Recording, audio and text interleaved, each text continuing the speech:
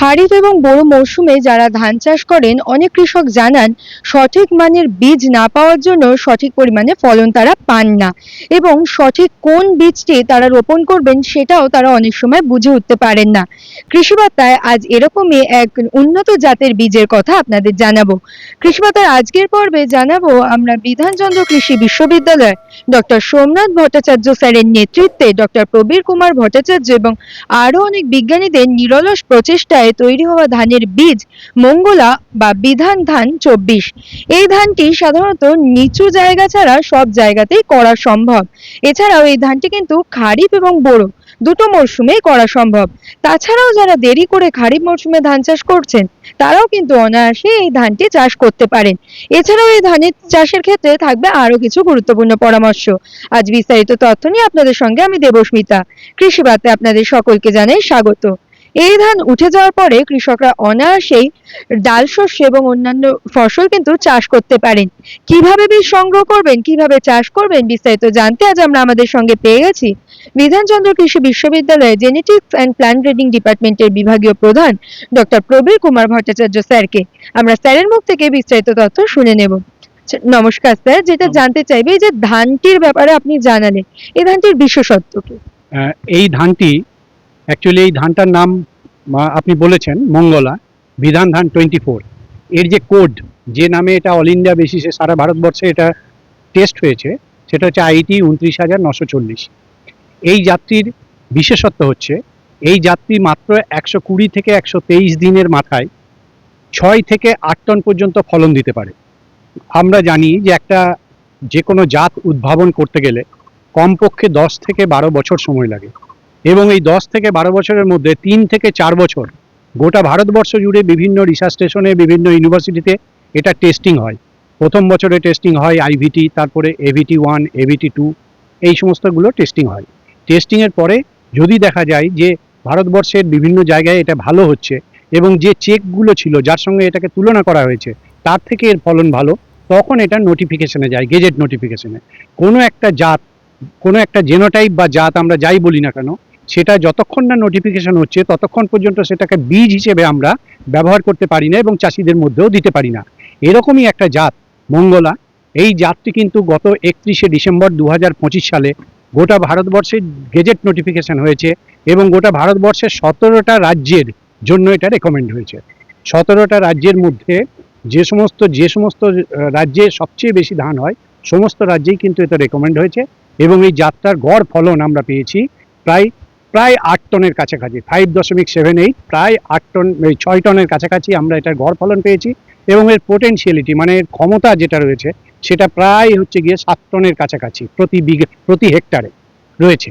এটার যে বিশেষত্বের কথা যদি আমরা একটা কথা বলি, যেহেতু এটা 120 থেকে 123 দিনের মধ্যে পেকে যায়, আর আমাদের সেই জন্য কিন্তু কি হয় না, রবি মরশুমে আমাদের যেটা মূল সমস্যা, যে রবি মরশুমে পশ্চিমবঙ্গে যেহেতু উইন্টার স্পেলটা খুব কম, শীতের যে ডিউরেশন এটা খুব কম, সেই জন্য আমাদের সবসময় রবি মরশুমে যে সমস্ত ফসলের আমরা চাষ করি, যেমন ধরুন সর্ষে বা আলু বা ধরুন বিভিন্ন ডাল শস্য, রবি মরশুমে যে সমস্ত ডাল শস্যগুলো রয়েছে, বা ধরুন আমাদের গম, এগুলো সবসময় দেরি হয়ে যায়। কারণ আমরা জানি যে পশ্চিমবঙ্গের একটা বিস্তীর্ণ এলাকা জুড়ে MTU 7029 নামের একটি জাত কিন্তু চাষবাস হয় এবং এই MTU 7029 কিন্তু মানে বীজ থেকে বীজ টোটাল ডিউরেশন কিন্তু 145 দিন। এই 145 দিন হওয়ার জন্য কোনো মতেই কিন্তু নভেম্বরের 15 তারিখের আগে জমিটা কিন্তু খালি হয় না। জমিটা যেহেতু নভেম্বরের 15 তারিখের আগে খালি হচ্ছে না, সেই জন্য রবি মরশুমের যে চাষ, সর্ষের চাষ দেরি হয়ে যাচ্ছে, ডাল শস্যের চাষ দেরি হয়ে যাচ্ছে। তো এই সমস্যাটা বিশেষত যে সমস্ত জমি রবি চাষের জন্য উপযুক্ত, সেই সমস্ত জমিতে যদি আমরা এই ধানটা, মঙ্গলা ধানটা যদি চাষ করি, তাহলে কিন্তু 25 দিন আগে কিন্তু জমিটা খালি হয়ে যাবে এবং সমস্ত চাষি ভাই কিন্তু রবি মরশুমে এই ধানটার মানে রবি মরশুমের ফসলটা নির্দিষ্ট সময়ে বুনতে পারবে, রুইতে পারবে, নির্দিষ্ট সময়ে লাগাতে পারবে এবং তার জন্য কিন্তু তার ফলনটা অনেক বেড়ে যাবে। কারণ আমরা জানি যে রবি মরশুমে যে সমস্ত ফসল রয়েছে শেষের দিকে বেশিরভাগ ক্ষেত্রে যখন শীত কমে যায়, ফেব্রুয়ারি মাসের 15 তারিখের পর যখন ঠান্ডাটা কমে যায়, তখন কিন্তু এটা যদি ফ্লাওয়ারিং স্টেজে থাকে, ফুল আসার স্টেজে থাকে, তখন কিন্তু তার বিভিন্ন ধরনের ফলন কমে যায় এবং বীজের বিভিন্ন রকমের পরিবর্তন আমরা লক্ষ্য করতে পারি। যেমন তৈলবীজের ক্ষেত্রে তেলের পরিমাণ কমে যায়, ডালের ক্ষেত্রে দানাটা সংকুচিত হয়ে যায়, ফলন কমে যায়, ফুল ঝরে যায়, এই সমস্তগুলো আমরা দেখতে পাই। তো তো এই একটা জায়গা রয়েছে, যেটার জন্য কিন্তু আমরা যে সমস্ত জমিতে রবি চাষ করেন চাষিরা, সেই জমিতে কিন্তু এই ধানটা লাগালে 25 দিন আগে খালি হবে জমিটা এবং সময়ে রবি চাষ করা যাবে। এটা কিন্তু একটা বিরাট একটা অ্যাডভান্টেজ যারা রবি চাষ করেন। স্যার, এবছর খারিফ মরশুমে কৃষকদের মধ্যে আগ্রহ কতটা দেখেছেন এই ধানের প্রতি? এই এবছর যেহেতু 31শে ডিসেম্বর এটা রিলিজ হয়েছে এবং সেই জন্য চাষিদের মধ্যে আমরা যথাসম্ভব প্রচার করার চেষ্টা করেছি এবং প্রচুর চাষিকে আমরা কিন্তু এই সিডটা দিয়েছি। মোটামুটি প্রায় 10 থেকে 15 কুইন্টালের মতো বীজ বিভিন্ন চাষি কিন্তু এটা নিয়ে গেছে। তবে একটা সিড প্রোডাকশনের যে সিডের যে চেন বলি আমরা, সিডের চেন, যে 31শে ডিসেম্বর এই যাত্রা রিলিজ হয়েছে, এখন আমাদের কাছে, তার মানে তখন আমাদের কাছে কেবলমাত্র নিউক্লিয়াস সিড ছিল। তারপরে এই বোরো মরশুমে, যেহেতু এটা বোরো সিজন, আপনি প্রথমেই মেনশন করেছেন যে এটা বোরোতেও হয় এবং খরিফেও হয়, সত্যিই তাই হয়। এবং বোরো সিজনে আমরা কিন্তু ব্রিডার সিড তৈরি করেছি এবং কম করে 10 কুইন্টাল ব্রিডার সিড কিন্তু বিভিন্ন যারা বীজ উৎপাদনকারী সংস্থা রয়েছে তারা কিন্তু এটা নিয়ে গেছেন। এবার তাদের থেকে পরের মরশুমে, মানে এই খরিফ মরশুমে কিন্তু ব্রিডার থেকে ফাউন্ডেশন সিড হবে, ফাউন্ডেশন থেকে সামনে বড় মরশুমে সার্টিফাইড সিড হবে, এই সার্টিফাইড চাষিদের কাছে পৌঁছে যাবে সার্টিফাইড সিড হিসেবে। কিন্তু যদি কোনো চাষি ভাই যদি চাষ করতে চান, তাহলে তো সে সার্টিফাইড সিড এখন পাবেন না, কারণ এটা পেতে আরও 8-10 মাস কি 1 বছর দেরি হতে পারে। তারা কিন্তু আমাদের সাথে যদি যোগাযোগ করেন, আমাদের বিধানচন্দ্র কৃষি বিশ্ববিদ্যালয়ে যদি যোগাযোগ করেন, তাহলে তারা কিন্তু টিএল ট্রুথফুল লেভেল সিড, বীজের কোয়ালিটি সম্বন্ধে কোনো সন্দেহ থাকবে না, কিন্তু টিএল সিড আমরা সেই সমস্ত চাষিদেরকে দিতে পারি যাতে তারা চাষ করতে পারেন। এবছর আমরা প্রায় 10 থেকে 12 কুইন্টালের মতো সিড চাষিদের মধ্যে আমরা দিয়েছি। আপনি জানালেন যে খারিফ বোরো দুটো মরশুমেই হয়। পশ্চিমবঙ্গে কি উত্তরবঙ্গতেও এবং দক্ষিণবঙ্গ দু জায়গাতেই করলে সমান ফলন পাওয়া সম্ভব? একদম, এটা দু জায়গাতে করলেই ফলন পাওয়া সম্ভব, কারণ এটার আরও কতগুলো অ্যাডভান্টেজ রয়েছে। এটা যে ব্লাস্ট বলি, সেই ব্লাস্ট একটু কম হয় এবং মাজরা পোকাও এটাতে খুব কম লাগে, একটু কম লাগে।